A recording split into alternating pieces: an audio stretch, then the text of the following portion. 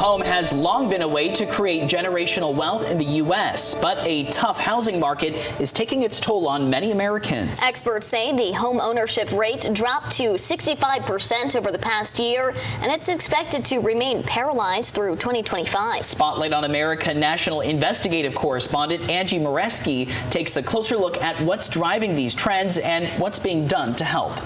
So how does it feel to have your own home? It feels amazing. Nicole Mills is proud to finally be a homeowner after a lifetime of renting. I really wanted to be a homeowner because I wanted something different for my daughter.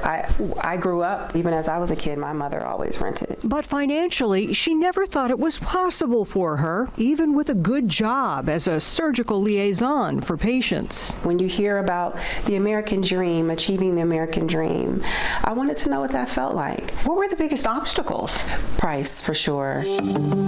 She's not alone. 83% of aspiring homeowners point to affordability as a key issue holding them back, as the median price for a home in the U.S. climbed to more than $400,000 in March of 2025. It's a challenging environment, especially for first-time buyers. Bankrate Chief Financial Analyst Greg McBride says would-be homeowners point to a variety of cost challenges. Not having enough income, home prices being too high, not being able to afford the down payment and closing costs. For Nicole, first-time homebuyer assistance programs made it possible for her to overcome the financial challenges. In our last fiscal year, we helped over 4,000 home buyers attain home ownership. Regina Pinckney is a development officer with Virginia Housing, a quasi-governmental state agency that provides grants for down payment and closing costs, even interest rate subsidies to make buying a home more affordable. A lot of people don't know how much help there is out there for them to help them buy a home. It's not just for low-income earners. No, not anymore. Now, many first-time homebuyer programs help middle-income wage earners too, like Nicole. It was a miracle. It was miraculous. In Arlington, where Nicole lives, a two-income family making $141,000 can qualify for aid. Most states offer similar programs with income levels dependent on where you live.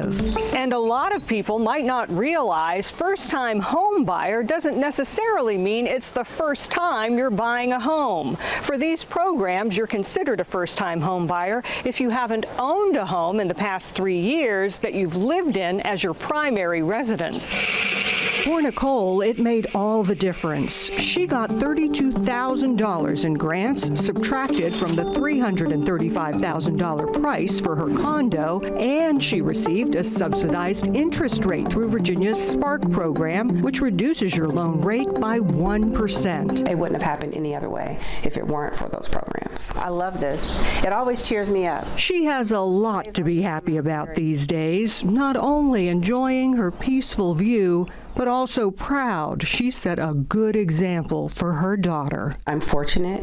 I feel blessed. If people are ever feeling like me that it's not possible, it's possible. For Spotlight on America, I'm Angie Moreski.